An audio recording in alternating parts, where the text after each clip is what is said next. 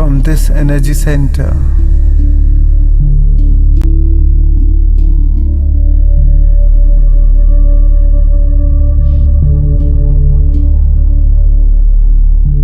With every breath, you are balancing and harmonizing this center. With every breath, you infuse more life to the center.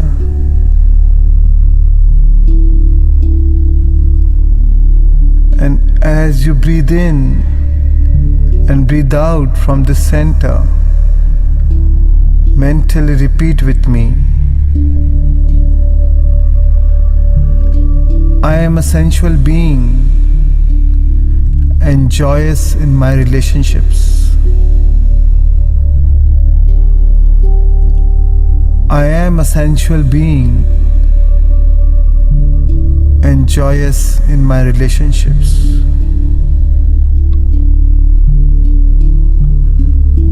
Feel it.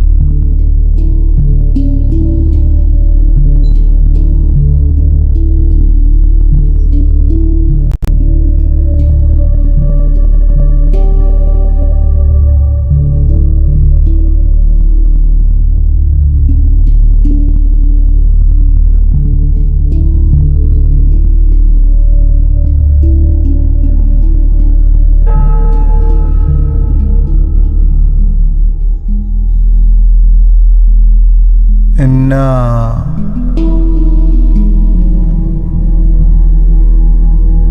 move your awareness further up to your third center.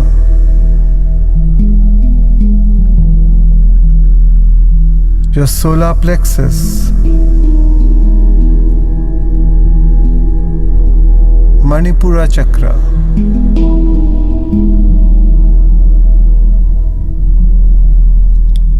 Just above your navel.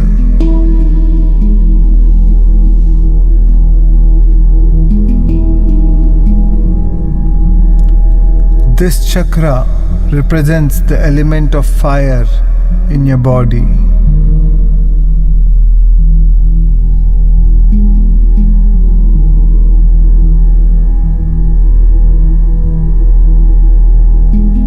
Breathe in and breathe out from this center.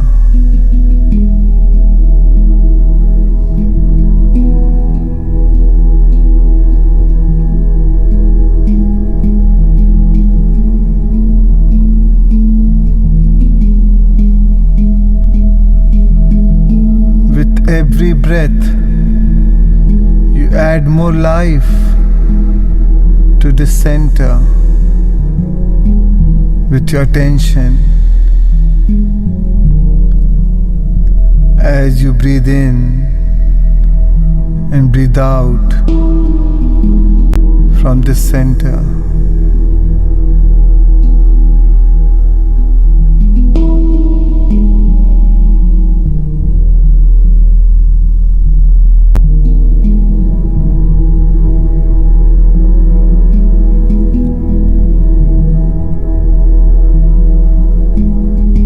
Mentally repeat with me. I am confident and powerfully centered in my purpose.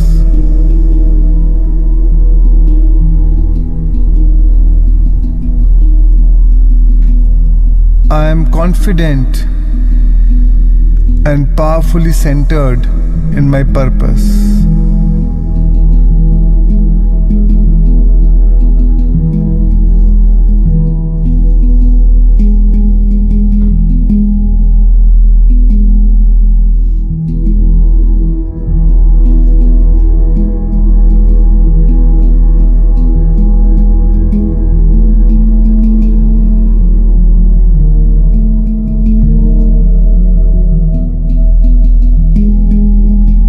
This is the center for energy and vitality.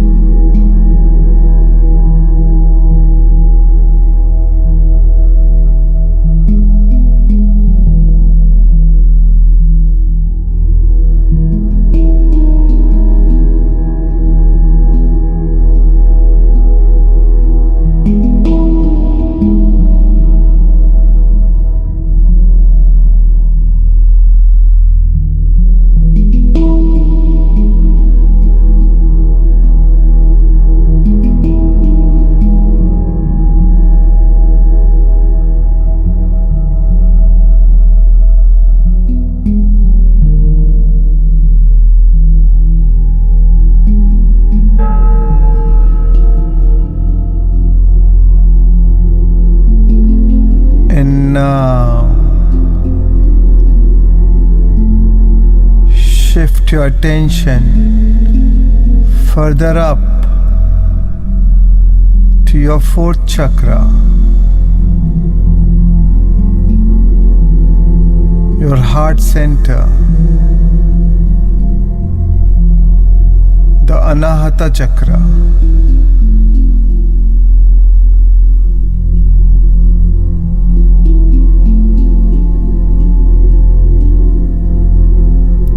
This chakra represents the element air in your body.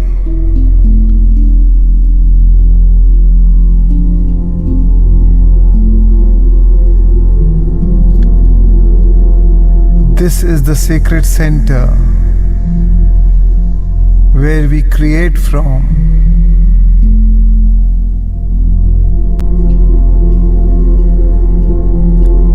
As you breathe from the center, with every breath, you add more life to the center.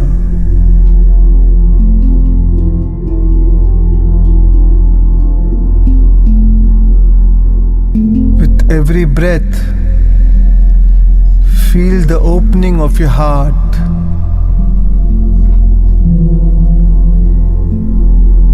With every breath, feel the expansion in your heart.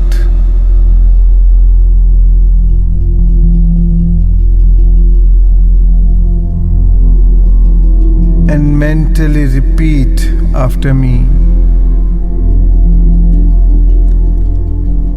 I am a vehicle of giving and receiving love in perfect balance. I am a vehicle of giving and receiving love in perfect balance.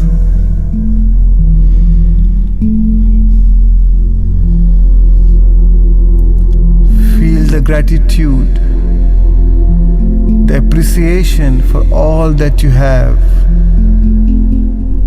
all that is given to you.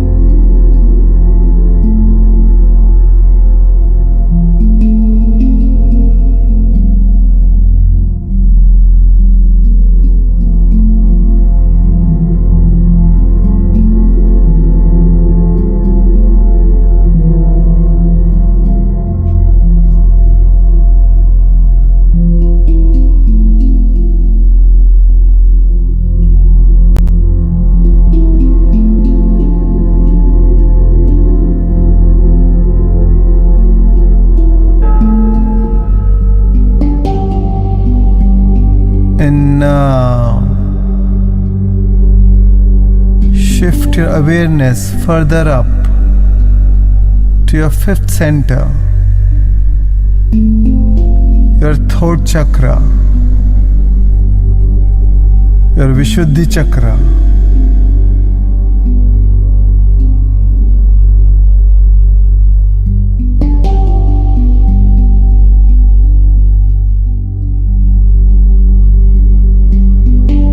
This center represents sound, communication, poetry, knowledge. Breathe in and breathe out from your throat.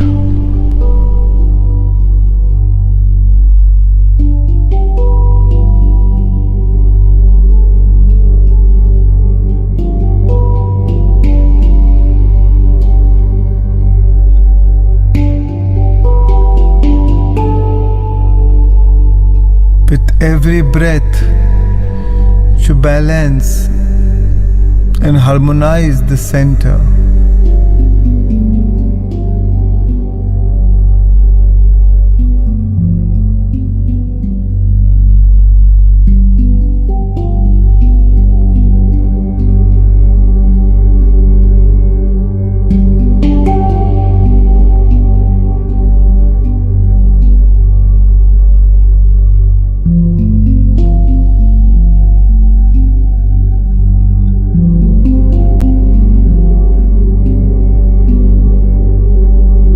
Every breath, you bring in more life to the center with your attention.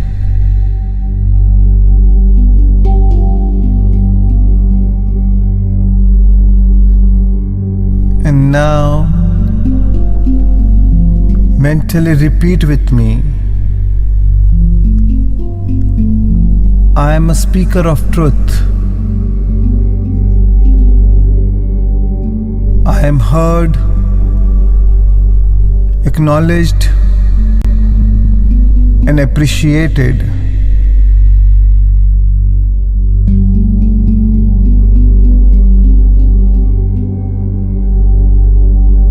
I am a speaker of truth.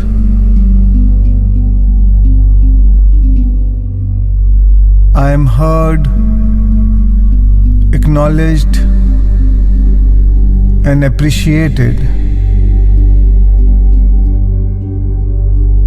Feel it.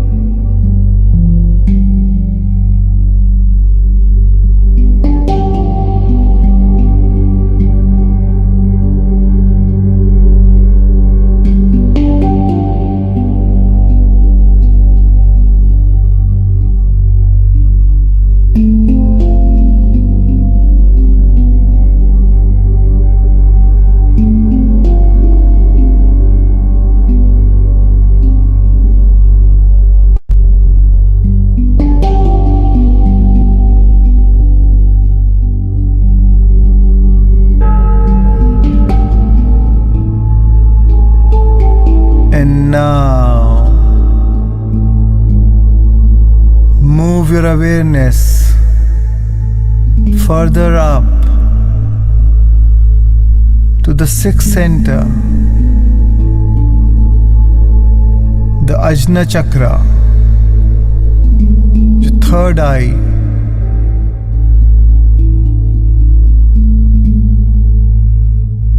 This center represents light.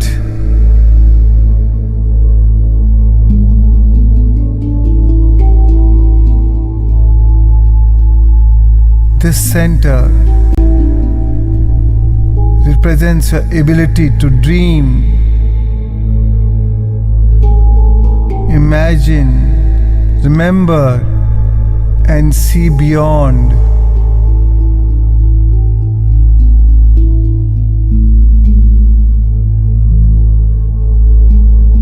Breathe in and breathe out from the center.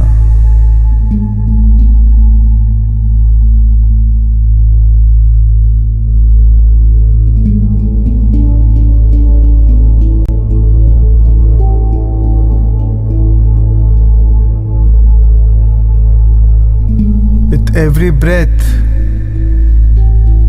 you pour in more life to the center.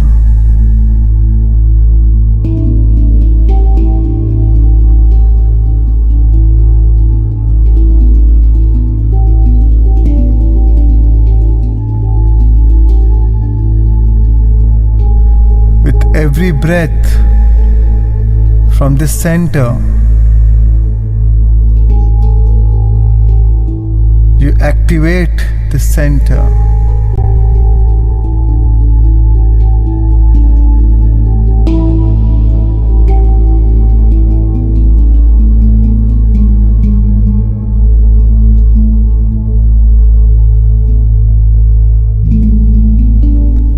And now, mentally repeat with me.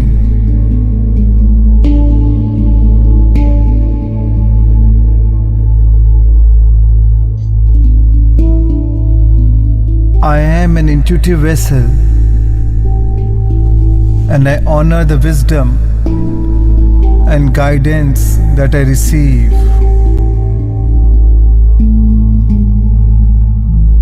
I am an intuitive vessel, and I honor the wisdom and guidance that I receive.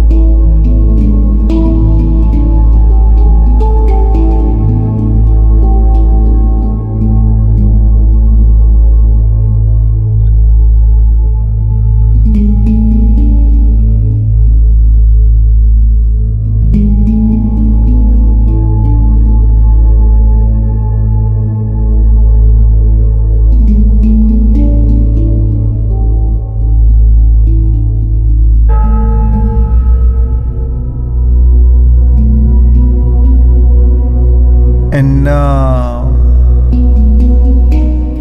shift your attention further up to your seventh chakra, the crown chakra, the Sahasrara,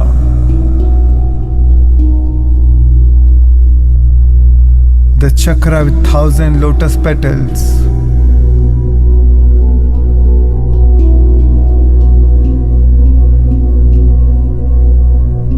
This is the jewel of consciousness.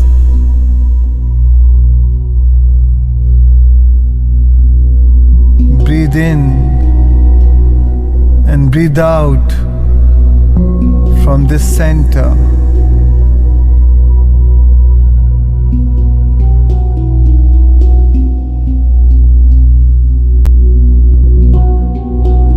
And as you breathe in and breathe out from this center,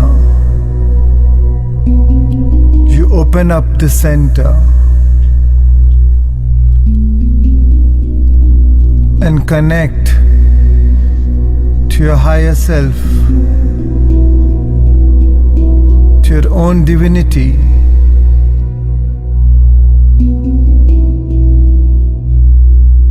As you breathe in from this center,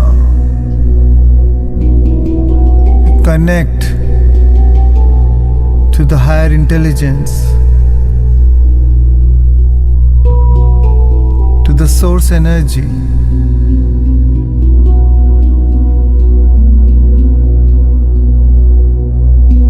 With every breath, feel your connection to the divine.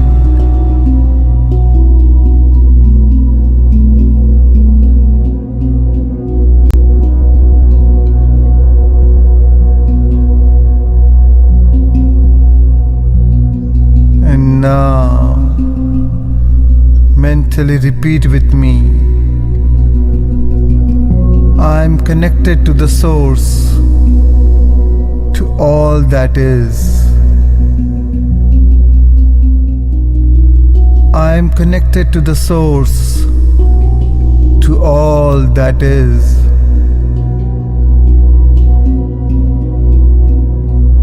I am aligned to the fullest potential of my spiritual essence.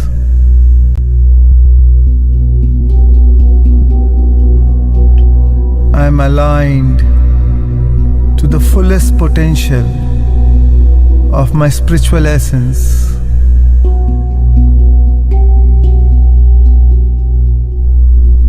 Feel it. Feel your connection to the divine.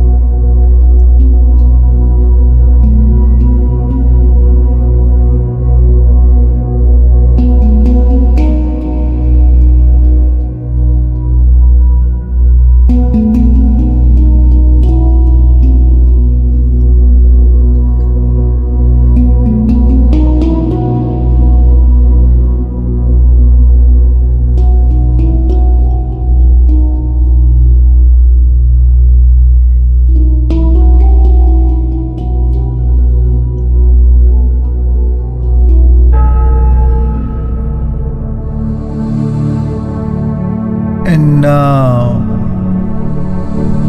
all your energy centers are in perfect harmony and in alignment with each other.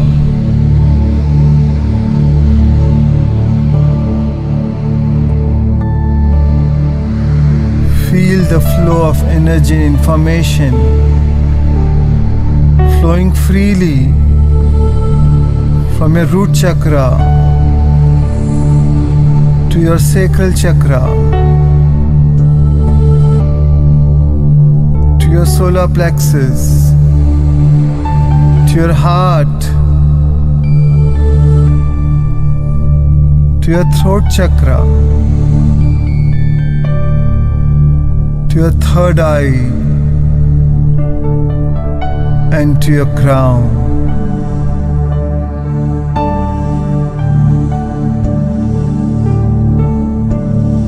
Feel it.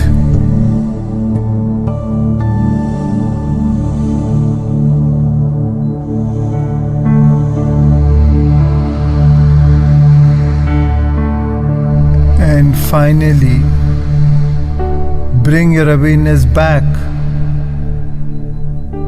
to your heart center.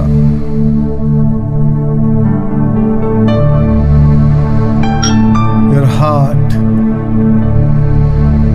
your soul. This is the sacred place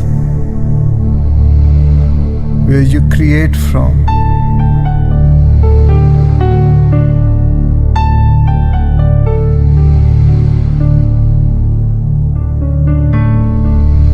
Now, Divine One, sentient being, center yourself.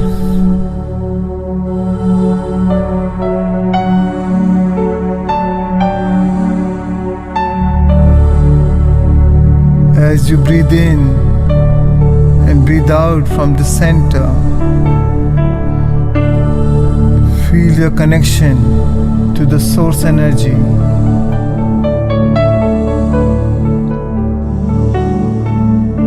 Knowing that your source is your best resource.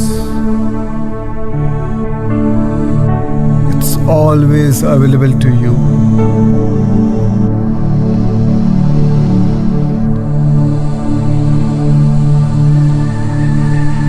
Feel the gratitude and thankfulness for what you have created today,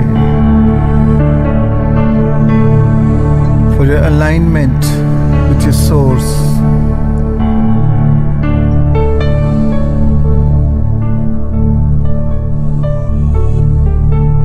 Feel divine, feel unlimited as you lift your life.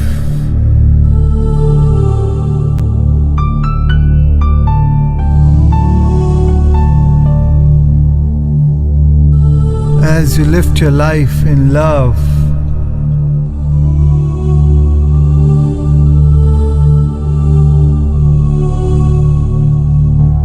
feel immense love,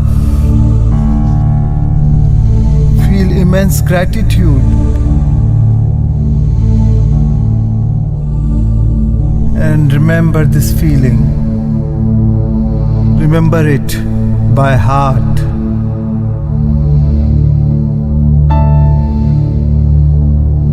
And know that you are the creator.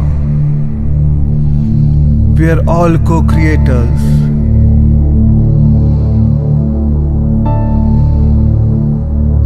Be a light unto yourself.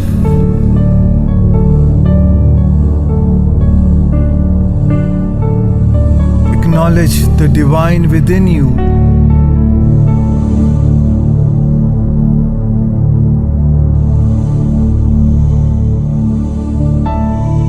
The power within you.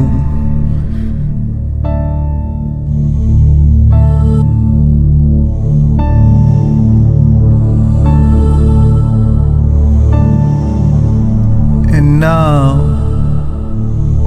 I want you to bring both your hands on your beautiful heart.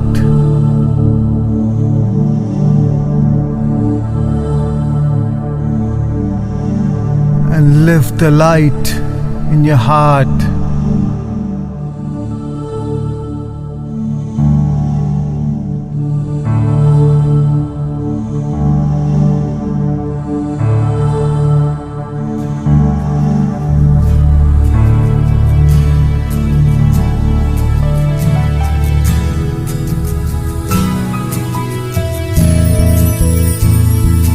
You may move your body.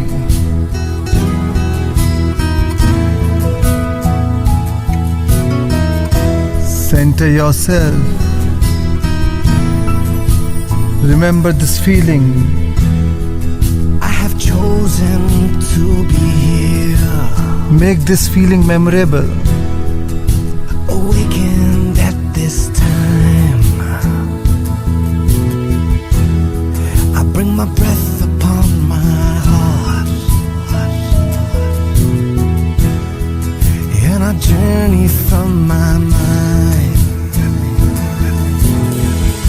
I step out of my way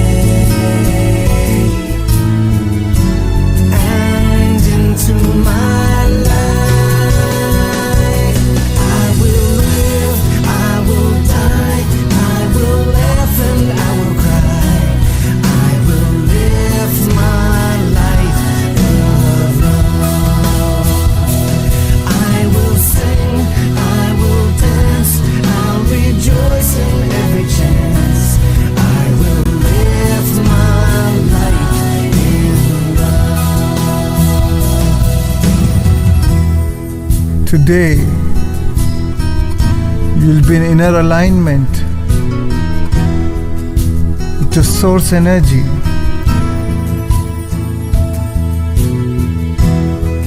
I am here to shine this light and remember once again that I will share my sacred gifts, embrace the essence of I am. I stepped out of my way and into my life. I will live, I will die, I will laugh and I will cry. I will live my life in love.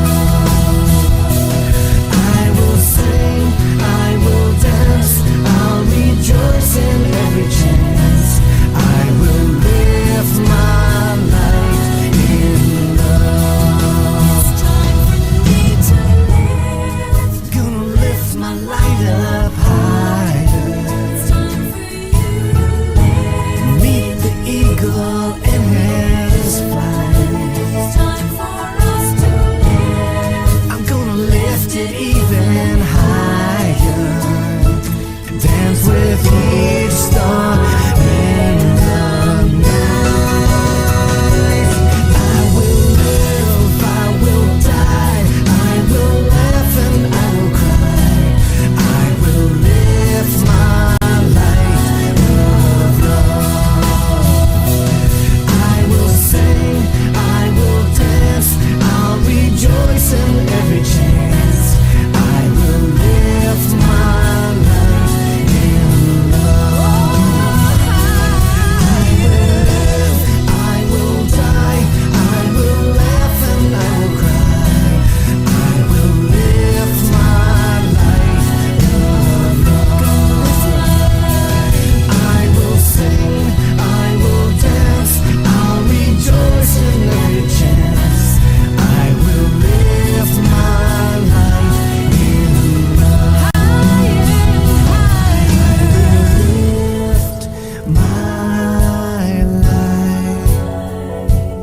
I will lift my light. I will lift my light in Now, Whenever you're ready, you can slowly come back. Slowly come back to your new body in a whole new world and a whole new time. Take your time, and whenever you're ready, you can gently rub both your hands and place it over your beautiful eyes.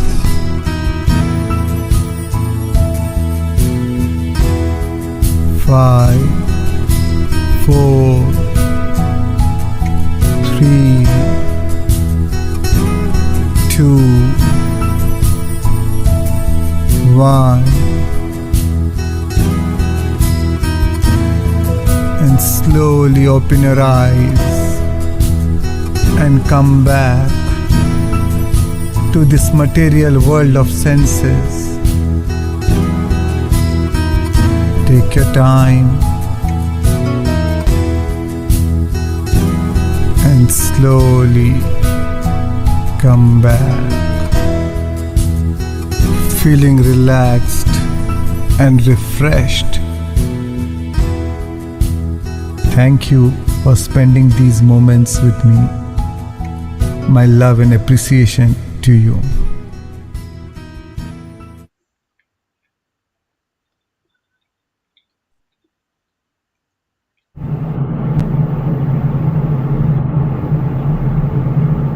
Thank you, thank you, thank you.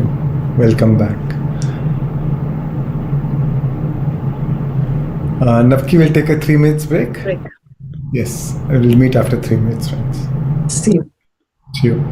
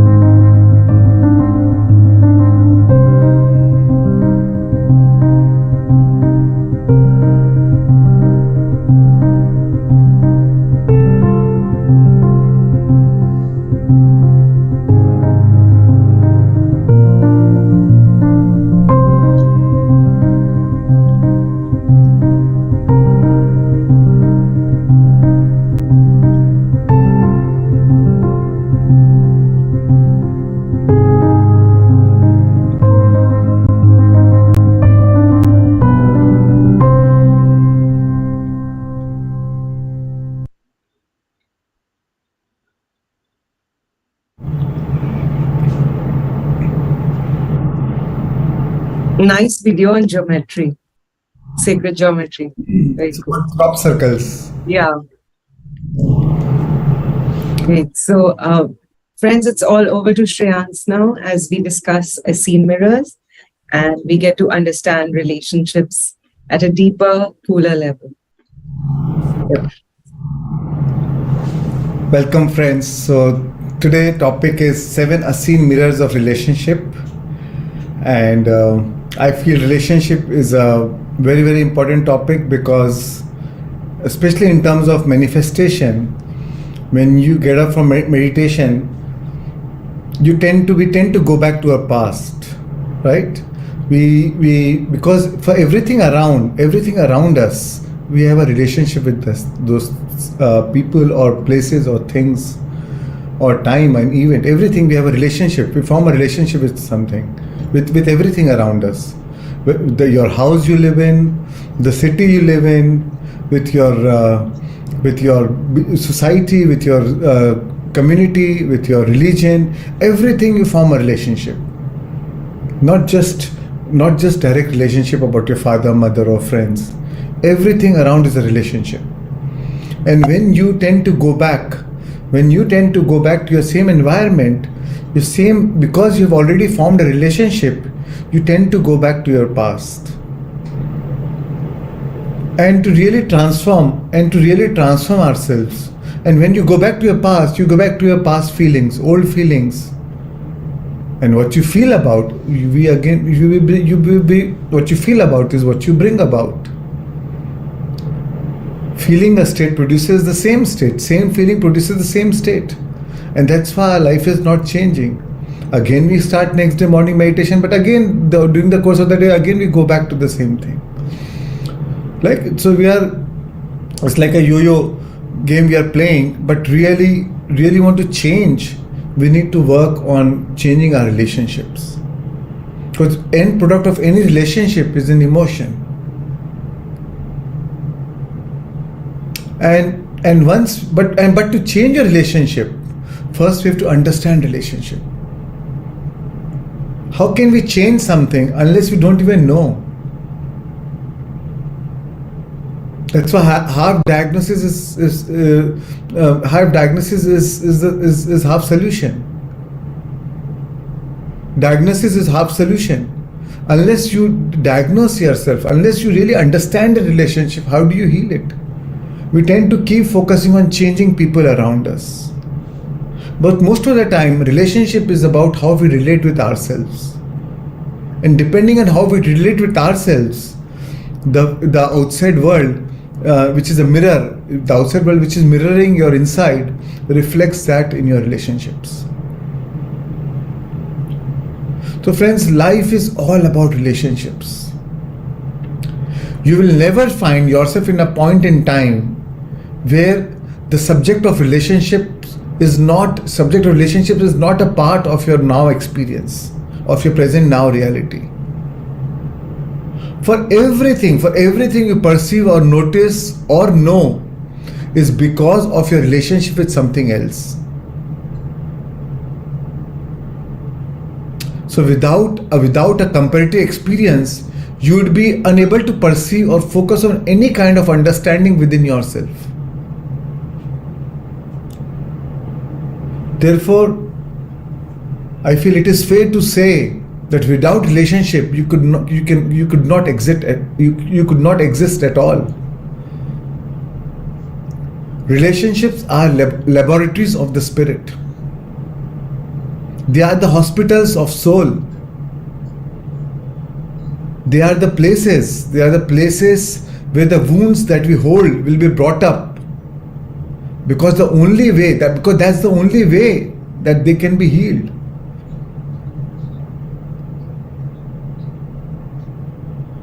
So friends, today I'm going to talk about 7 Essene mirrors of relationship. So why is it called mirrors? Because as Shakespeare said, the entire universe is a great theater of mirrors. So every relationship is mirroring our inside. And secondly, Essenes are the evolved beings, are the evolved souls or the guides, the teachers who constituted these seven mirrors, which gives us a powerful insights about understanding ourselves, understanding or defining human relationships. So these are the Essenes. These Essenes developed these seven Essene mirrors, and in fact, Jesus was one of the Essene, and they existed between 150 BC and AD 70, and together they developed these seven Essene mirrors, which became a means of defining human relationships. Shreans, could you repeat when they existed, please? 150 BC and until AD 70. Okay. Yeah. So, so friends, whatever is through the means of our relationships, we see our reflected reality through the actions of the people around us, through their actions, language, situations, choices, our own choices, or the choices of the people and the people around us. All that is reflected in our reality. And the beauty about these seven Essene mirrors is we all go through these mirrors some point in our life, whether we recognize it or not. And oftentimes we go through many mirrors simultaneously. So today I'm going to share with you one by one about each mirror. And from the perspective of these mirrors, we are invited for the possibility. We are invited to know ourselves in the presence of others through our relationships. And once those relationships are reconciled, when we reconcile our relationship with others, we become the benefit of that healing. And it is that benefit we carry with us through this awakened dream of life as we walk between the worlds, heaven and earth. This relationships is the one which we even carry to the next lifetimes. We learn the lessons and we carry to different lifetimes.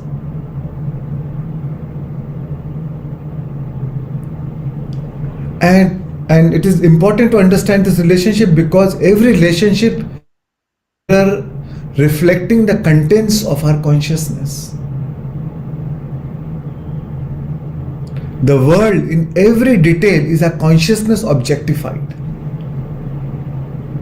Right? Our whole vast world is our consciousness pushed out.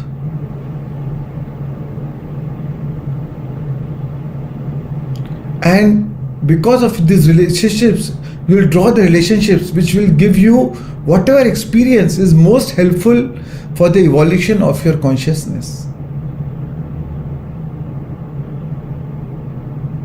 So many times we try to change people, right? But do not try to change people. They are the messengers telling you who you are. Revalue yourself and they will confirm the change.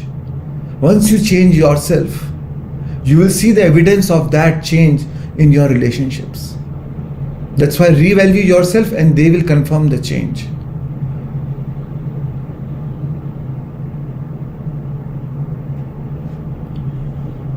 I will give you one story. A person was in a party. This man was truly enjoying the party, fully drunk.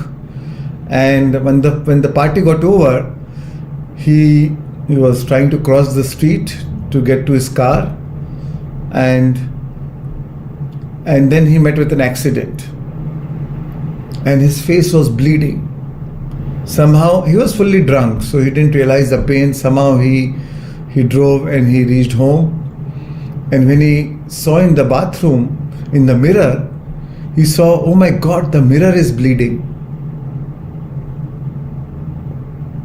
So he put the band-aid on the mirror everywhere, wherever he saw the bleeding. Next morning, of course, when he got up, he realized that it was his own face, and he realized how stupid he was. So friends, this is what we do with our relationship. We want to put band-aid on others. We want to fix others. We want others to change without realizing that they are the messengers telling who you are. And when we change ourselves, they will confirm the change. So let me start by sharing one by one. First mirror. Keshav, can you share the slide? So first mirror, friends, reflect to us what we are, whatever we are in the present moment. Whatever is the dominant emotions in our present moment is being reflected in our relationships outside. So yes, this yeah. So for example, our dominant emotion is of maybe fear or anger. So if or rage, or it could be joy, happiness, ecstasy, whatever is your dominant emotion at that moment, you will find more people, or in our relationships, people expressing the same kind of emotions in your life, or their behaviors is triggering the same emotion more into your life. Sometimes you realize how once you start your day, if you start your day with irritation, then everything triggers, and then you say at the end of the day, today was a bad day. Nothing worked right for me. Some days you start with happiness and joy or excitement, and everything just falls into place, and you say today was such a lucky day. So whatever is your dominant emotion will be reflected in your relationship outside. Whatever is your dominance of patterns of relationship or behavior, you will see it in your present reality. That's why we say you do not attract what you want, you attract what you are. So whatever you are, you will see it, you will see the evidence of the same thing in your relationship. Whatever is your current emotions. We are not talking about your whole personality. This is your alive emotions, the dominant emotions at that moment, that time.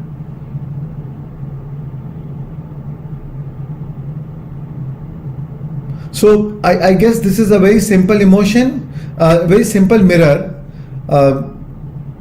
So friends, so whichever is your emotion at that time, because that is where your attention is, right? You are feeding that emotion more. And as I told you, wherever your attention goes, your energy flows. Wherever your energy flows, the universe shows. So depending on what emotions are you feeding at that time, it will be shown by the universe, or the universe will show you by the means of your relationships. That's why energy is the currency of the universe. When you pay attention to something, you will buy that experience in your life. Your attention is your power, your life force. That's why don't feed that doesn't add value to your life. Don't feed the emotions that does not add value to your life. Protect your energy. Be aware of your emotions. So this first mirror is very simple. Simple as within, so without. Right? That will be your outside reflected reality. Navki, we can go ahead. Yes, Shreyans. Although one or two friends are asking if you could just again explain shortly who Essenes are. So Essenes are these, like Jesus was one of the Essenes. These are with these evolved beings who formulated this whole thing of defining human relationships. This is they who developed the 7 mirrors. Right. Now, I don't know all the other names of the Essenes, but I know Jesus was one of the Essenes, and they are all evolved beings who came at different time frames, but then they gave this framework of how to define these human relationships. Great. Let's go ahead. Yeah. So this is first mirror is very simple mirror. Suppose you are going through anger or rage at that time, you will find more of the situations in your life drawing which will trigger more anger, or you will find people who are showing anger towards you. So because it is just reflecting your inner state. So that is simple first mirror. Now we go to the second mirror. The second mirror reflects to us what we judge. Again, this is a very subtle mirror, and it is very important to understand this mirror. I personally was going through a very challenging relationship in my life, and I was wondering, when I go into meditation, I was thinking that I became very peaceful, I became very calm, and I was facing relationships where they will all of a sudden somebody will show sudden outburst or sudden anger or rage towards me, or somewhere in my environment, two people are showing that anger towards me, towards each other, or towards me. So, and I am wondering, okay, I am being peaceful, I am calm, I am not triggering them. So why am I drawing this into my life? Why are this what? And if we create a reality, I was unable to understand why am I creating this reality. So friends, and then I used to judge them. They are stupid people. They are idiot people. They don't understand what they are doing. And I used to condemn them, right? And the truth is, I was carrying a strong emotional charge against people who would be very short-tempered. Because all of a sudden I'll stop relating with them. I could never understand them, and I had a strong judgment towards that. But the thing is, what you judge, when you judge something, you carry a strong emotional charge. Whatever you judge, you carry a strong emotional charge. And because of your very judgment, you even though it is not your pattern, you will draw that into your life. So and then you find people that that frustrate you, that push your buttons of anger or rage, and you wonder, oh, why this is not my pattern? Why am I drawing this? And most of the time, it is in our close relationships, because we know them for many years, so we have formed strong opinions about them, strong judgments about them.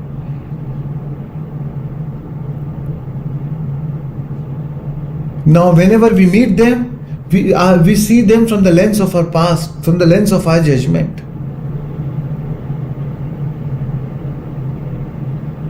That's why the observer affects what is being observed. Right? In quantum physics, we have seen those experiments. The observer affects what is being observed. By your judgment, you are evoking more of that response from them. You are evoking that emotion from them by your very act of judgment. So it will be fair to say that by your judgment, you are actually participating in that event. You are participating in their behavior. And that's why the observer is not separate from what is being observed.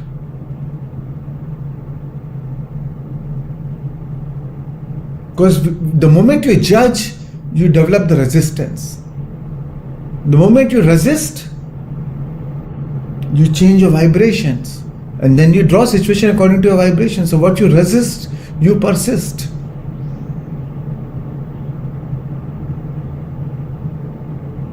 Your expectancy determines the outcome. Your subjective mind has an impact on that objective world. And the beauty is why you get along with new people first time when you are meeting people. Because you don't carry any judgment, because you don't know anything about them, or they don't know anything about you. So it's so easy to get along with them. But the more you start knowing the people, the more judgment starts. And then you see their negative points. Then you see all those issues. Then you make strong opinions.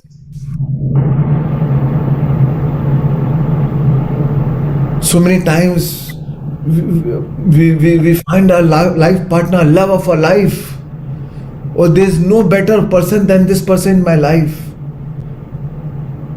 But as we start knowing, once you get married, as you start knowing, and then the whole problem starts. The truth is, you don't see your wife, you see the memory of her of the last 30 years now. Even before she completes a sentence, you already formed your opinion, you already judged her. The truth is, either you can judge or you can love. That's why you don't see your wife, you see the memory of her that you have formed in your mind. But if we really understand, if we really understand that anybody's current situation is because of some past, because of some challenges, because of some childhood, something which has happened in their life, and over a period of time they form those kind of, even if it is a negative pattern, then we can drop our judgment. If her past were your past, her pain your pain, her level of consciousness your level of consciousness, you would think and act exactly as she does. And with this realization comes forgiveness, compassion, and peace. Because then you drop judgment. Then you're able to accept the person the way they are, because you know they are for a reason why they are as of now.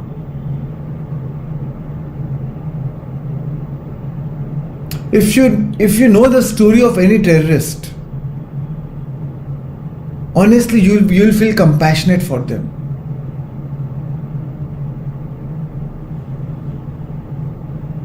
Because once you know their past, but today even a terrorism we judge. Any terrorist get killed, we feel happy, or any terrorism we feel, oh my God, they such a ruthless act, they need strong punishment. We condemn it. Of course it's bad, I'm not saying it's good, but everything what we judge, we carry an emotional charge. Change.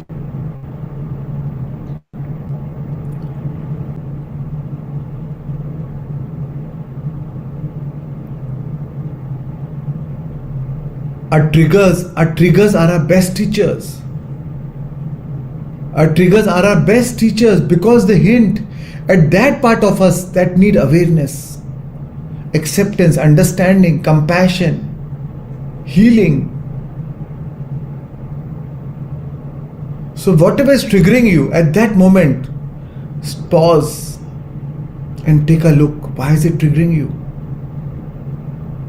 What is it that you need to change inside you?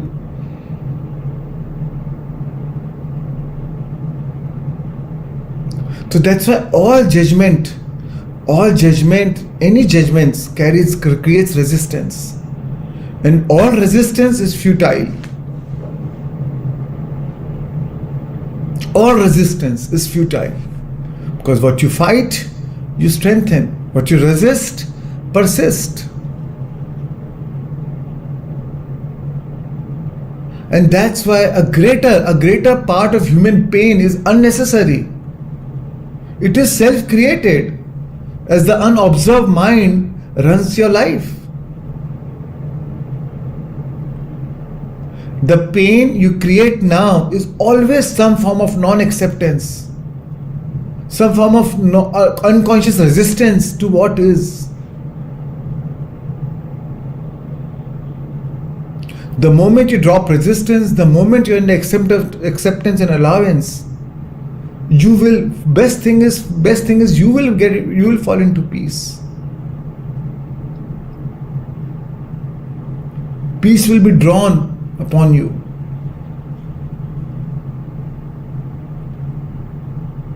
Truth is, all situations are fundamentally neutral. You give them meaning, positive, negative, and when you assign the meaning, you invite that experience.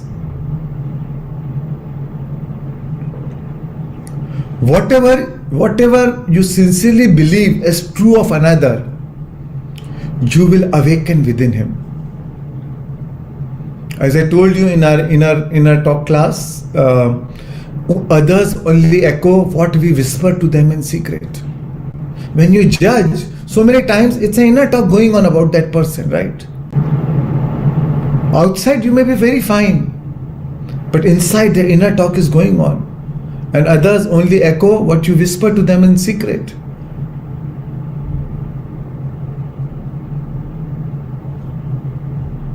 That's why I love what J.D. Krishnamurti said. He said, your ability to observe without evaluating is the highest form of human intelligence. Everything, every person, we don't need to evaluate. The moment you start knowing the person, our evaluation starts, including ourselves. When you come to each moment cleanly, without a previous thought about it, you can create who you are rather than recreate who you were.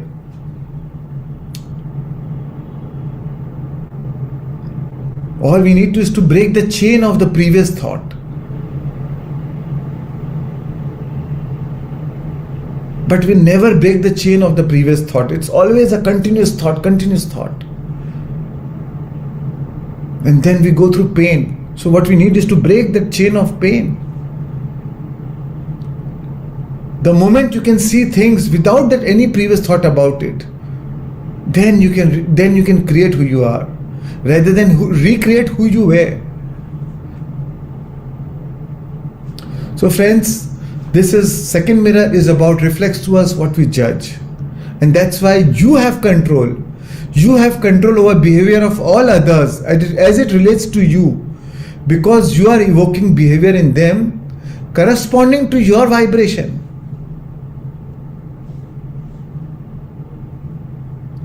The universe only brings you aspects of others, what's active in you. So rather than judging them, for condemning them for any of their negative emotions or behaviors, why not use the positive aspects of each other to tune into who you really are? Catch them doing right rather than doing wrong. Because when you find the positive aspects of each other, it helps you to tune into your own positive aspects. That's why I learn to appreciate. What you appreciate appreciates. Find the most generous explanation of each other's behavior, and truly believe in it.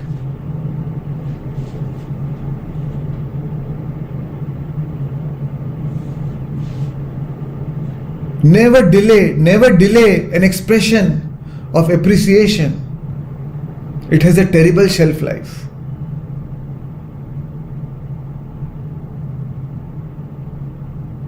So friends, stop dwelling on the imperfections of yours or others. When you find fault in others, you create your own fault lines.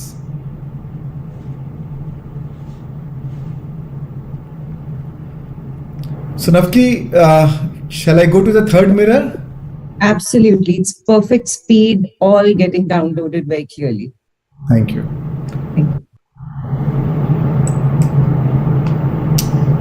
So friends, third mirror is a very, very simple mirror. So it reflects back to us whatever that reflect back to us some emotions or some traits of us, some traits of our consciousness that we have lost, something that we lost, gave away, or had taken away. Third Essene mirror reflects back to us something we lost, gave away, or had taken away. Let me explain you.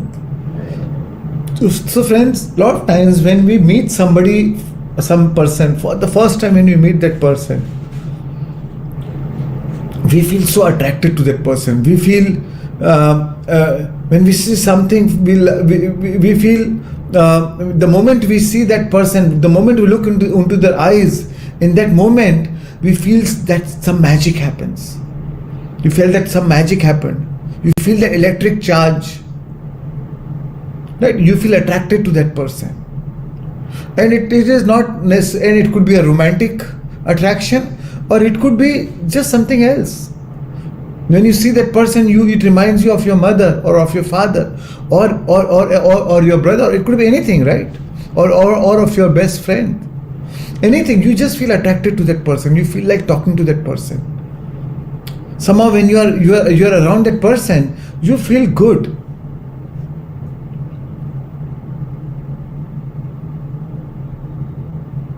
So what happens? Why does this happen? So friends, as we grow up through the course of our life, as we grow up, we go through challenges, go through crisis situations, and in our innocence, in our crisis, in our innocence to survive the life's offering, we sometimes lose our essence. Our soul gets fragmented, and most of the time it has been taken away by the people who have power over you, or have been given away by you to those who have power over you. A lot of times it could be your parents in your life, or it could be some friends or perpetrators or your competitors or your teachers, or it could be anything in your life.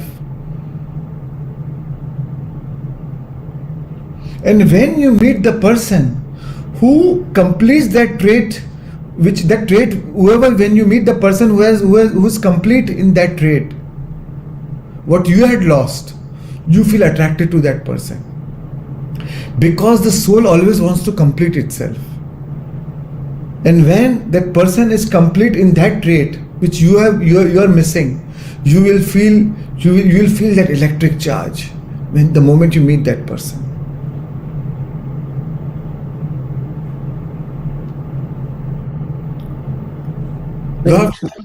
Sorry? Can we get the slide of the third one again, please? Yeah. Keshav? Right, yeah. And a lot of times, a lot of romantic relationship starts with that. And then you say, you complete me. Right? Of course, later the whole story.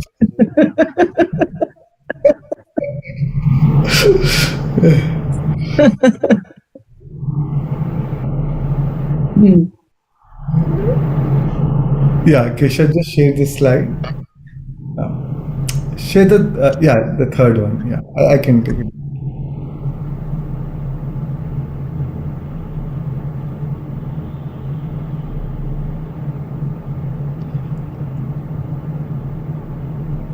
So third unseen mirror reflects back to us something we lost, gave away, or had taken away. When we see something that we love and desire in another, whenever we see something that we love or desire in another, it is often something we have lost, given away, or stolen from our lives, or in our own lives. Right? So clear, Navki? Yeah, absolutely. I was asking for some. So friends, let's move to the fourth unseen mirror. Yeah. Yeah. So again, it is a very, very important mirror. It reflects back to us our most forgotten love. Let me explain. So, it could be, friends, a lot of times we are going through, we go through, as we grow up in life, right? We become addictive to our patterns, right? We say OCDs, or we have some compulsive addictive patterns. And it could be anything. Addiction to, that's why we say we are emotional addicts. Right? Because it could be addiction to making money, it could be sex, it could be power, alcohol, nicotine, substance. It could be anything.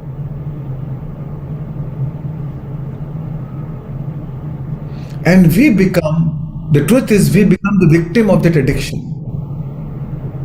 The addiction becomes our obsession. In order to accommodate that addiction all the time, what happens? Slowly, we start giving away, or little by little, we start losing the most dearest things that we love in our life. Like our loved ones. Now over a period of time, then now you realize all of a sudden that you've been so busy making money, and to just accommodate that addiction of making money, you lost relationship with your wife or with your children, and now you realize, even though you love them, but you see that they don't love you anymore, and you wonder, I love them, why is not she loving me? If it is law of attraction, why is it not working? But the truth is, in a relationships, in a close relationship, there's an emotional dependency. As time and again you started becoming less dependable emotionally, she learned, or your kids learned how to become emotionally independent. They can't. How long they can be beggars? So they started becoming own dependent. And now when you want them to depend, they are not ready to depend, because every time they're dependent, you have betrayed them. Subtly, it was a betrayal, because you are so busy accommodating your own pattern, your own addictive pattern, your own obsession.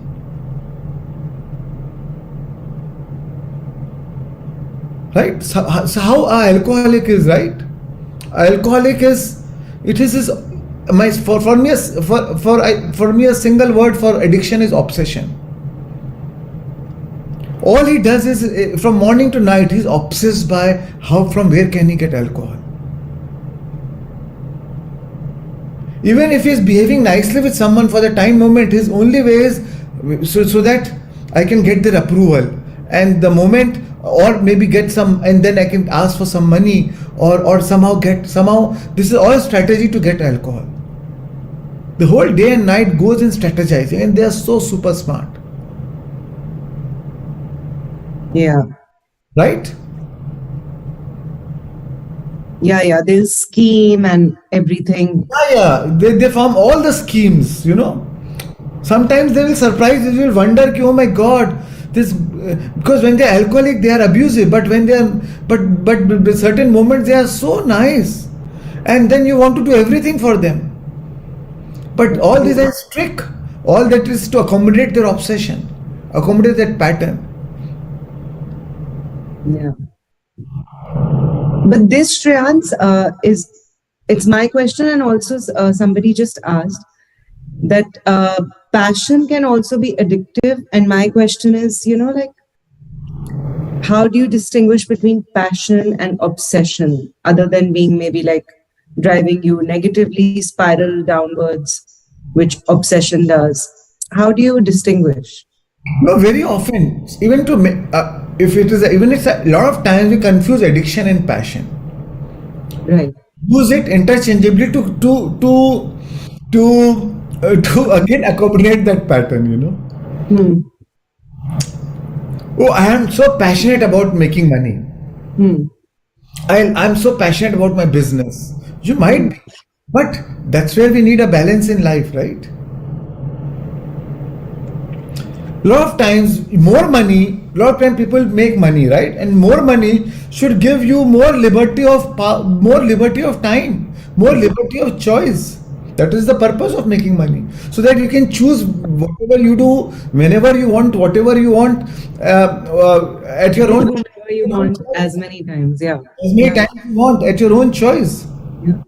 But because we become addicted to making now, after that much money, now you want more money, because it is just an addiction. It is not about more money, it is more about your addiction of making money. And what happens? Little by little, you start losing your loved ones.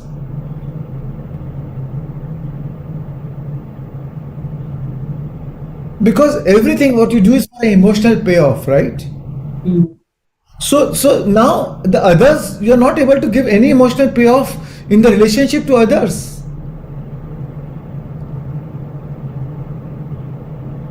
And then what happens? The truth is, when you need them, they are not there. And then you wonder why my children is not loving me anymore. Why my child is so distant from me.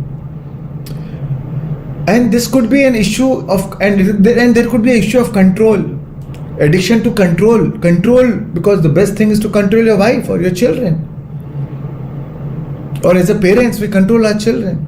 So, or it could be in a corporate environment, issue of control in a corporate environment. We see it very often, the corporate wars. So it could be either a corporate or family environment, a relationship between father, son, mother-in-law, daughter-in-law, whatever is your addiction, right? So as you're talking about passion, some people are so passionate about golf. That's why you call their wives golf widow. Yeah. Because, golfers are obsessed with golf, right? So, Yeah, they have this screen in front of their eyes whenever you speak to them. right. Totally obsessed, blinkers on. I love the golf widows. Yeah. And now we have another obsession is social media or smartphones, right? I mean, we all see this. So friends, but the beauty is this pattern unfolds gradually. It's not that one day overnight your wife said, I don't love you anymore. It's not like that. It unfolds gradually, little by little. And it can be recognized anytime, and it can be healed anytime. And then you can find the wholeness. As it unfolded gradually, as you recognize it and you start working on it, you can again find a wholeness.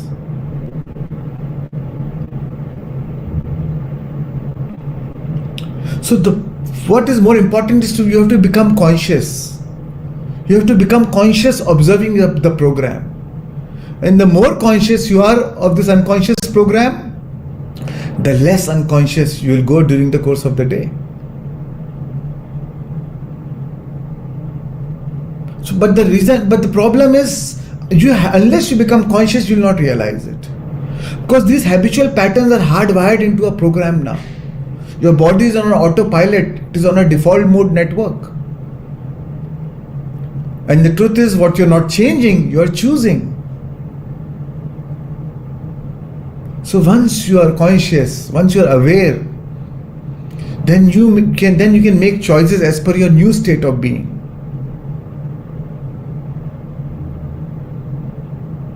Then you can choose a behavior which matches your intention. Your intention is to harmonize your relationship.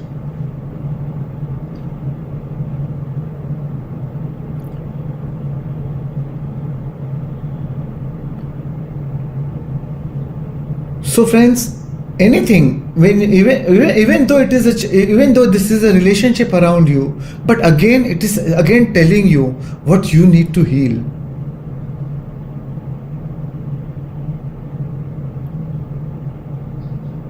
Life events helps you to heal and grow. It's always happening for you and not to you. So even though you may find it tough or challenging, but the truth is, it is only trying to tell you what you need to work on, what you need to heal and grow. So in a way, even the relationship is a challenging relationship, but it is in your favor. Because unless you heal it, unless you repeat what you don't repair, if you don't even heal in this lifetime, you'll repeat in next lifetime. You will keep on repeating what you don't repair. So it is an opportunity for you to repair, to heal now. So simple. Can we go ahead now? Navki? Yes. Sorry. Yes, we can. Yeah, cool. So now we go to the fifth mirror. Fifth Essene mirror is again a simple mirror. which reflects back to us our father and mother. So, friends, as we grow up in our life, whatever has been our relationship with your father and mother will be reflected during the course of your life. Whatever is your belief systems that you have imbibed from your parents, you will live in the later part of your relationships. That's why it is often said we marry our father or mother. So we often become them acting out the same healthy or unhealthy patterns as we learned as a child. Whatever we learn from our parents,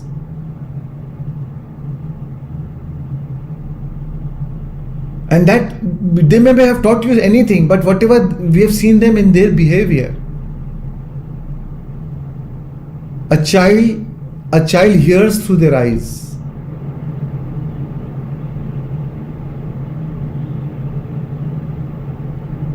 They don't do what you say, they do what they see. So whatever example your parents have set for you, you try to copy that. And as in your innocence, you were a clean slate. You start believing that this is their way of life. This is how life works. If you see in your family that father has been making money by cheating people, and you start believing that it's hard to make money. This is how the world. This is if I have to make money, I have to earn it like by hook or crook. So what it could be anything. It could be good or bad. Whatever. Sometimes our parents have strong judgments about us. Sometimes we reflect the judgments reflected by our parents in our later years of our life. Suppose your parents always made you believe that you are never good enough. You're not good enough. You grow up feeling as if you're never good enough, and then you are never able to do good in your life, because that becomes your belief system, and then your beliefs drive your behaviors. And because our relationship with our parents was the most sacred relationship in our life, because for us it was like a heavenly mother and father. A relationship with our parents, mother and father, reflects both feminine and masculine side of us. And then you start believing it as your reality. You start grow up with those belief systems. And then we attract similar people in our life, close in our relationship, maybe as your wife or your husband. Why? So that it gives you again an opportunity to heal those unhealthy patterns that we have learned as a child. And that's why very often when you heal your relationship with your father or mother, you heal your relationship with your spouse. Because once you learn the lessons, then you don't need to go through those. You don't stop attracting those situations in your life. Even in terms of diseases, a lot of times the reason that only 1% disease is hereditary, 99% is epigenetic. But the reason why a lot of diseases are hereditary, because you whatever is your emotional traits of your father or mother or whoever disease you are carrying it, you play out the same emotions, and that's why you attract the same disease. You give expression to your genes by living out the same emotions, same patterns, and that's why it is hereditary. Not because you are born from that father or mother. Only 1% is hereditary.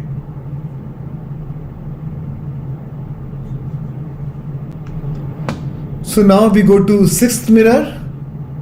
Yeah.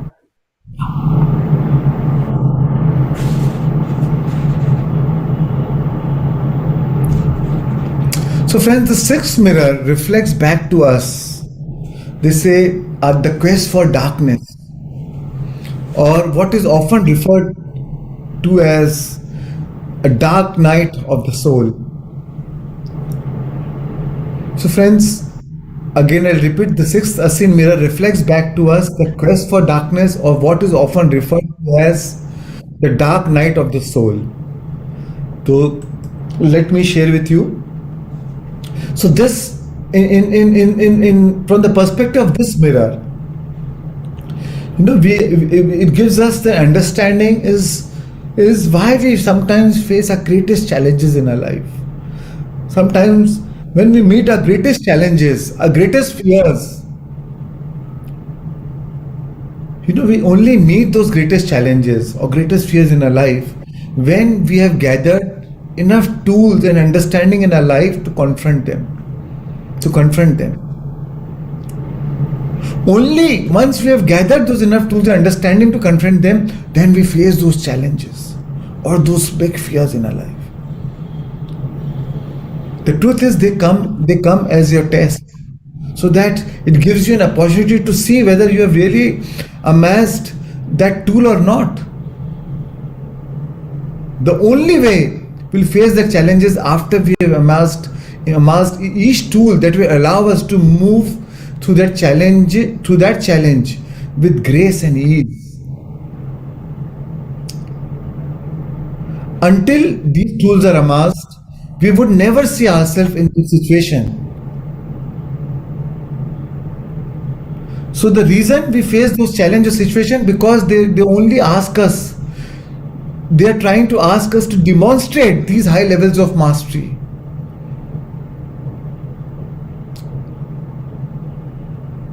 For example, I'll give you my own example. 97 I got into meditation. 99, from 97 to 99, my business really picked up like on a super highway, and I was really growing very fast. In 2 years, I became one of the highest exporter in the country for the commodities which I was dealing in. And 1999, I had a big custom. One fine day, I had a custom officers coming into my office. And I was taken to the customs office, and I was charged with a duty evasion, custom duty evasion, and I was sure that no, I had not done anything wrong. But before even I could realize it, they wanted me to admit my liability, and I did not admit it because I did not do any evasion.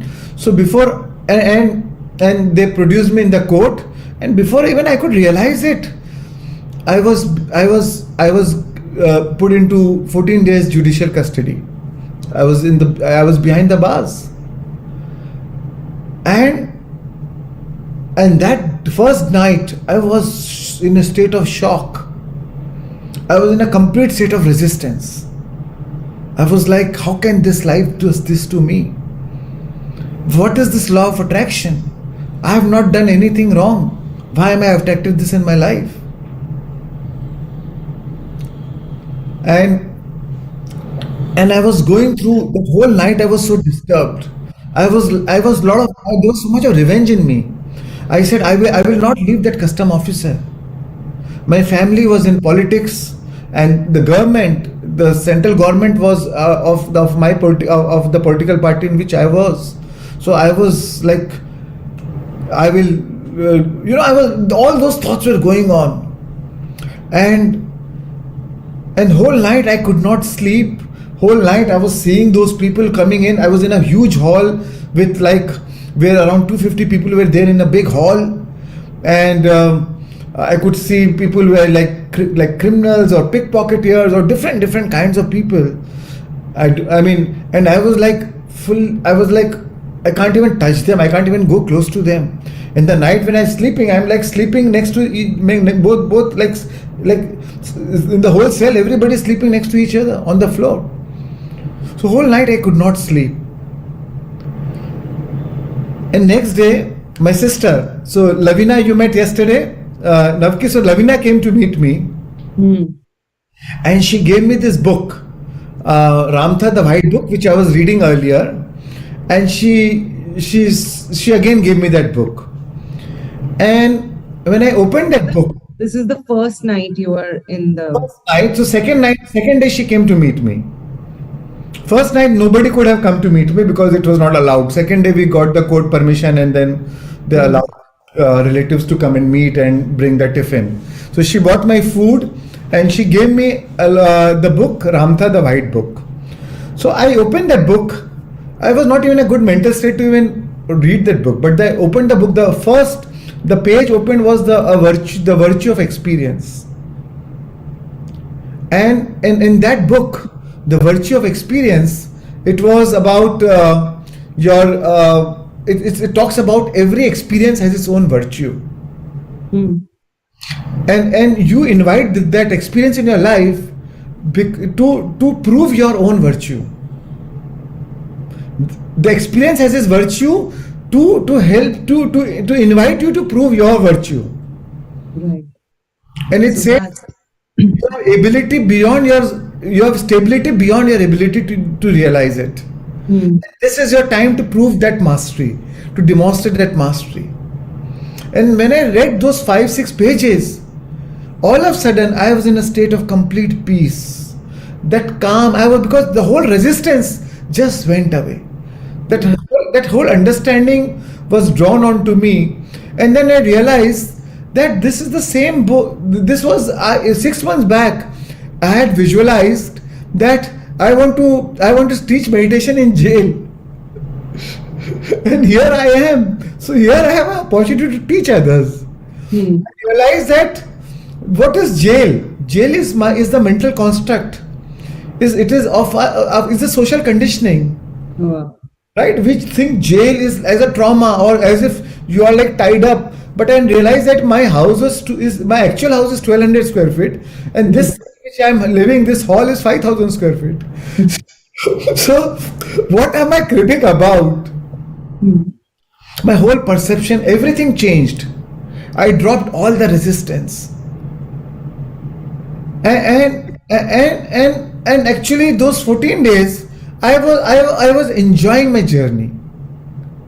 My relatives used to come and meet me. They would be in tears, and the moment they would see me, they will feel he's too happy there. Why are we Having a gala time. upset outside? He's so nicely happy inside.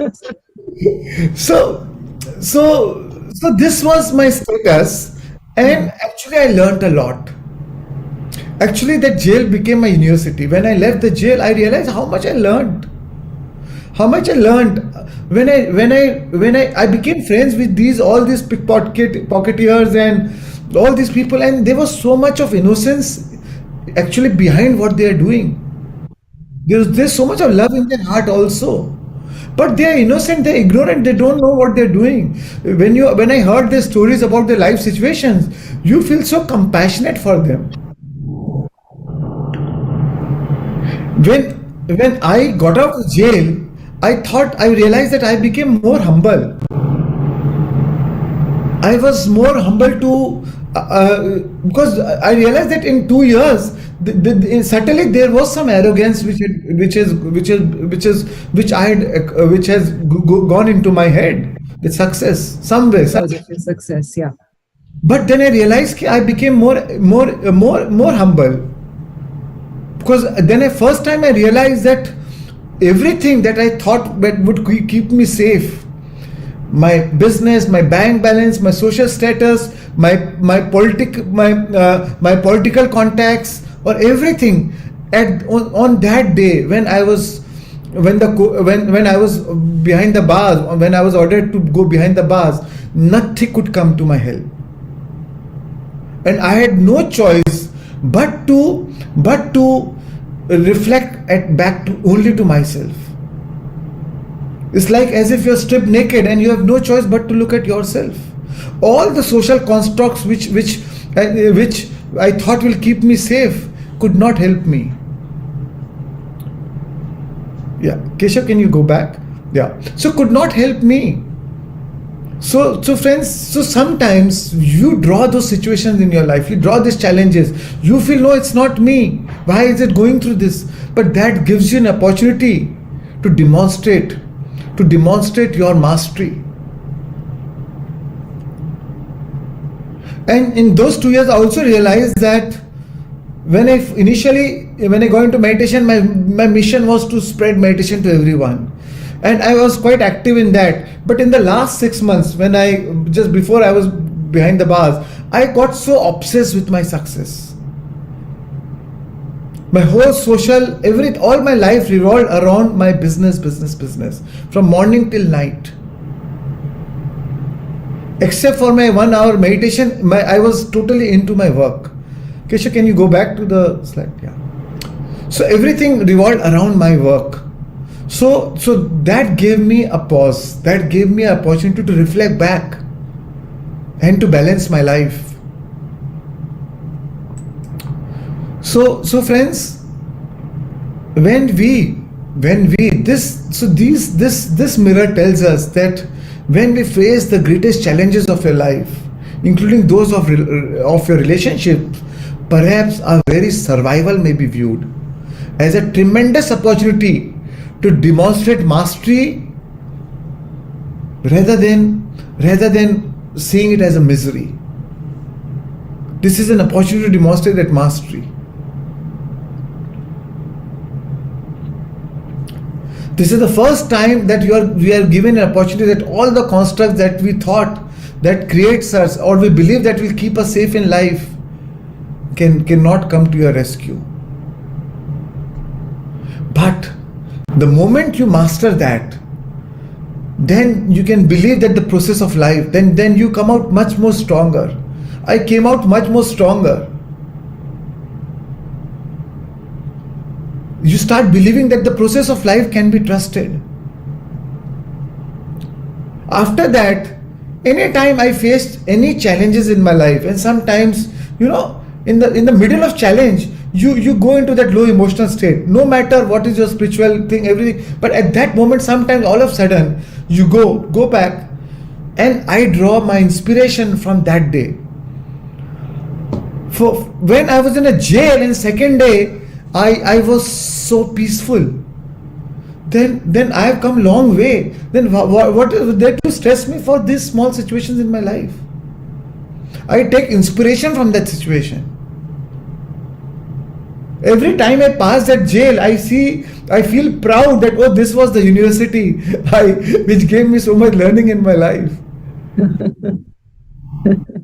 University. And I'll tell you one more thing. When I met Patriji, immediately after getting out from the jail, 2 days later, I went to meet Patri sir. And he didn't ask me anything. I thought, with sir, I'll get more strength. He'll give me some more words of strength, and little bit in my mind, he thought I will also get little that was that slight poor attitude, and sir will say, "Oh, I can understand." He didn't ask me anything. He said, he asked me, "Did you teach meditation to everyone in jail?" And I'm like, really? I said, "Yes, sir, I did." Yeah, I did. And second line, he said, "What's life without royal challenge?"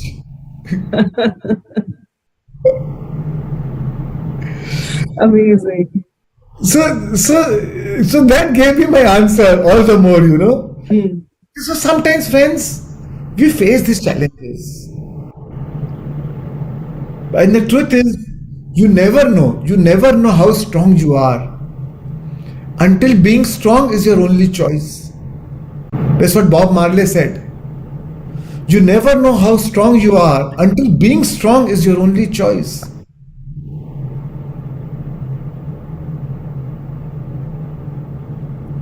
And the truth is, I have met so many people in a life whom I revere, but truth is, I have never met a strong person with an easy past.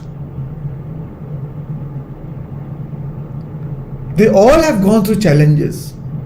So when people talk about those challenges, take inspiration from people who have gone through such bigger challenges and they've grown out of it.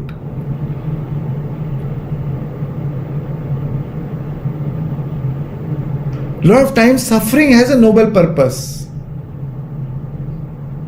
It leads to evolution of consciousness and burning of ego.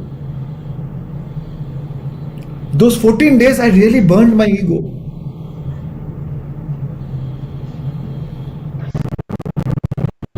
I was more humble to my servants. I was more humble to my office staff. So that's why sometimes suffering is better than superficial happiness. Because suffering is a potent healing mechanism. Most of the time, suffering results from the story that we tell ourselves.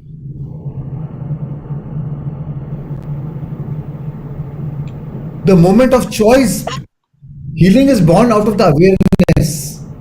The moment of choice before your mind created that story. The moment next day in my jail, the moment I dropped my story, I was healed.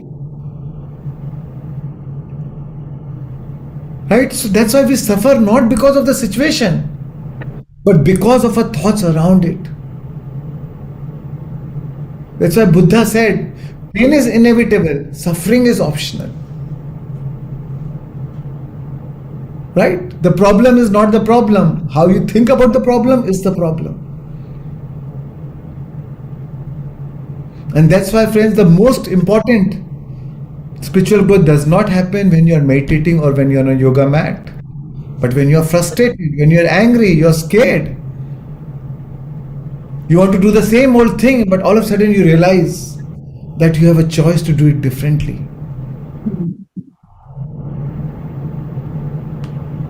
First day I was frustrated in jail, angry, upset.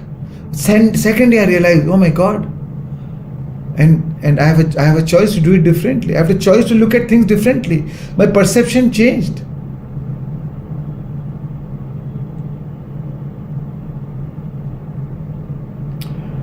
And that's why, friends, life challenges helps us in breaking the heart open. And then the person is more kind, more gentle, more humble, more loving.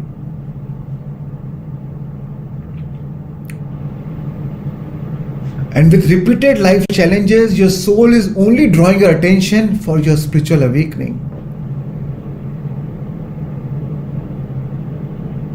Something that you need to work on, something you need to heal.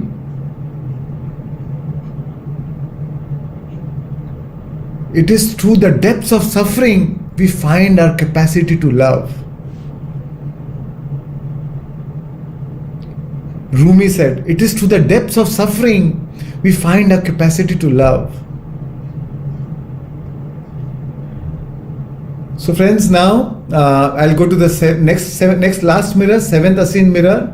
Yes, please. Yeah, 5 more minutes and we'll end the session. Yeah.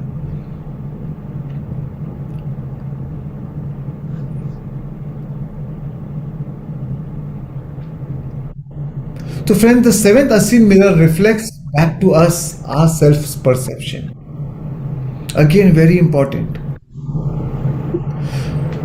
It reflects back to us our self-perception through the means of our relationship.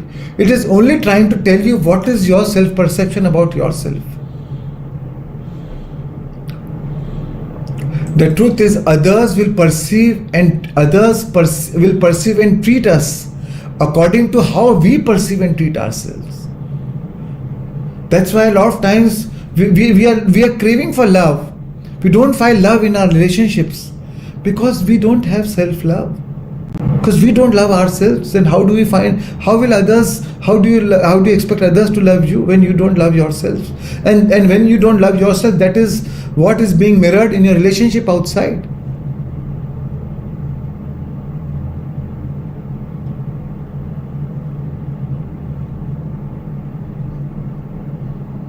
A lot of times we pursue our passion or we decide what we want to become because others wanted us to become. To show it to the world, to show it to others, not because you wanted it.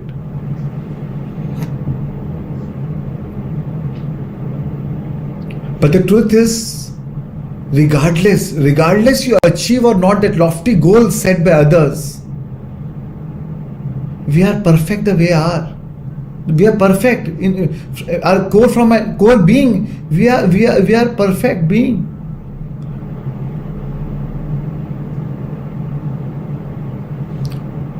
So the only way we should measure ourselves is to keep ourselves as our own yardstick. So we should view our life is without any external reference. How can I be a better version of myself today than what I was yesterday?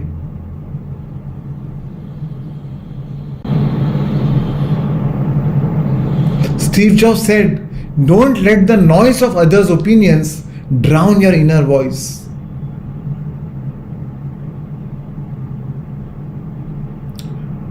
The truth is, each experience of your life, regardless of the outcome, is perfect in its nature.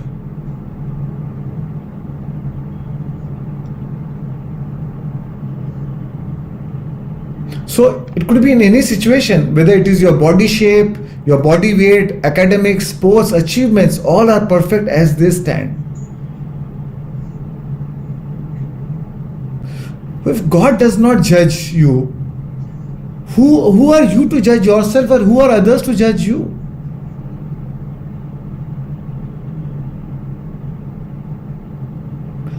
All others have their own opinions, have their own conditioning. They want you to become like them. Because then they feel, oh, he belongs to our community. He belongs to our group. They feel belonging to you because only when you become like them. That's why ordinary people don't want others to become extraordinary. They'll pull them down.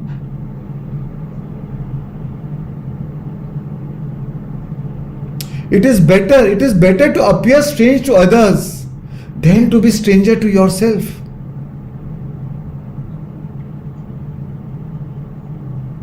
I'll repeat, it is better to appear strange to others than to be stranger to yourself.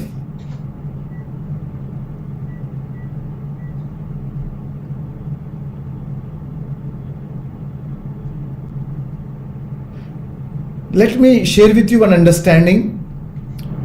I read it somewhere and I thought it's interesting to share. Your perception of me is a reflection of you. Again, I repeat, your perception of me is a reflection of you. My reaction to you is an awareness of me. So no matter how you perceive me is your reflection. But the moment I react to you, how I react to you is an awareness of me. If I buy that perception of you, then that becomes my own awareness. If I don't buy that reaction of your perception, if I don't react to that perception of yours, it does not become my awareness. So that's why your perception of me is a reflection of you. My reaction to you is an awareness of me. Again, one more thing I'll share with you.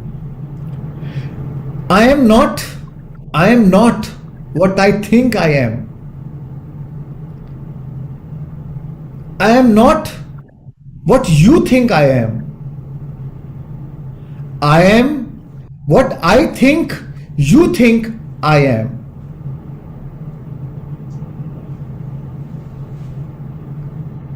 I don't know if it's making sense to you. So let me explain. I am not what I think I am. So my perception about me is I am not what I think I am. I am not what you think I am. But I am what I think that you think about me. That's what I am. So suppose I am a good person. Now I don't think I am a good person. Suppose you think about me that I am a good person. No, so I am also not thinking that what you think I am. But I think that you think that I am a bad person. And then I believe that. And that's how I started believing that, oh, I am a bad person. So it is about what I think that you think I am that's what I believe that I am. So sometimes what I believe I am is nothing to do with my own perception and about others' perception. It is actually more to do with my perception of others' perception about me. Navki, is it making sense? Absolutely. I'm actually seeing my notes from last year. I've made like a very etched note of this because it made such a huge impact. All right, great. Thank you. Perfect. You should see the comments. It's like going down like a beautiful dessert. Thank you. So, friends, the truth is, the goodness in your life does not come to you from someone else. So that's why there is no reason and no need to play up to another or try to remain in their good graces. Remain in your own by not betraying yourself. Simply speak your truth with gentleness and love. Your intention is not to hurt anybody or offend anybody, but that does not mean you betray yourself. Take care of others, but never leave yourself behind.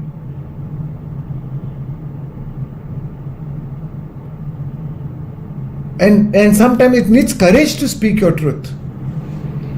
You want to become a yes person because so that you can be acceptable by others. But it needs courage to speak your own truth. So that's why remain in your own by not betraying yourself. Simply speak your truth with gentleness and love. And have courage, for what you seek is not outside of you. It is not a gift from another person. It is yours to give, not to acquire. So let no one hold you hostage. Not your partner, not your boss, not your family, and certainly not your God.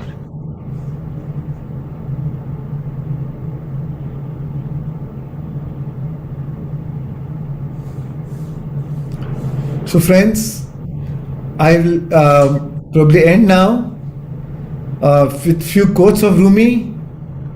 Rumi said, half of your life is lost in charming others. Other half is lost through anxieties caused by others. Half of your life is lost in charming others. Other half is lost in anxiety, in going through anxieties caused by others. Leave this play. You have played enough.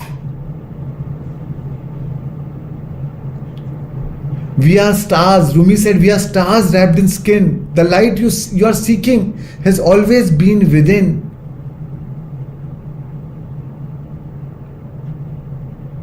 So friends, work for a cause, not for applause.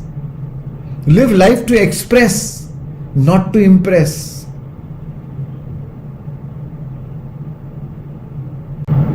And people will make fun of you. Initially, you will be ridiculed. So what? Every genius, they were revered.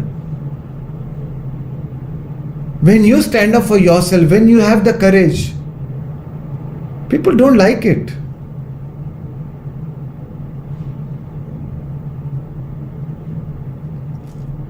The opposite of courage is not cowardice, but conformity. So don't be a rebel. You don't have to be in conformity with the social conditionings, social norms. It's fine.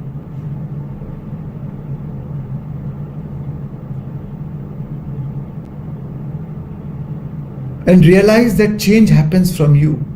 When you revalue yourself, others will confirm that change. First, realize that the world is only a reflection of yourself. First, realize that your world is only a reflection of yourself, and then stop finding faults with the reflection.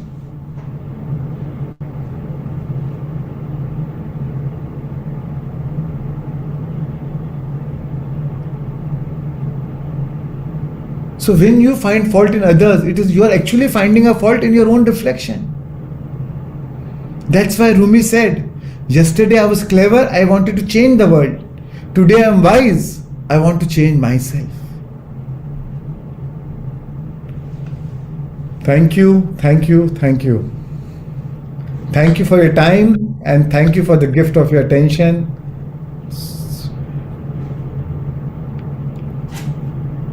This is such a canon session. I remember even from last time, it changes everything.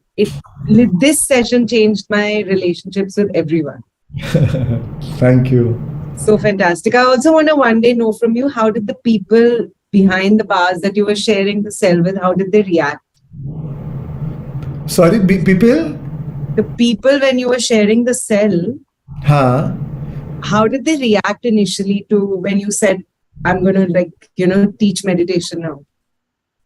No, they loved it. They loved it. There's so much of innocence in them. They all needed was the right guidance. They don't know. People look at them with hatred and anger and frustration. Yeah. And the more they feel disconnected with themselves, the more they are doing this. I realized that in my own cell, there were 22 people, young guys, who had no money to even pay for their bail amount. And what was the bail amount? 2,000 rupees, 4,000 rupees. And they were in jail for 2 years because they were there, nobody, no relative, nothing to even pay for their bail amount. First day I came out, second day I paid for the bail of everyone. Yeah. Imagine, just for 2,000, 4,000, they are in jail for 2 years. So for me, it was a big learning, and I could see them evolve. I could see them transform. When you see them, really, there was so much of love because this is we all are. We are all gods. That is a true essence. It's just that they need more compassion.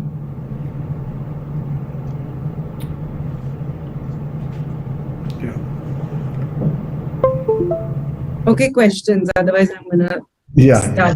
dropping some.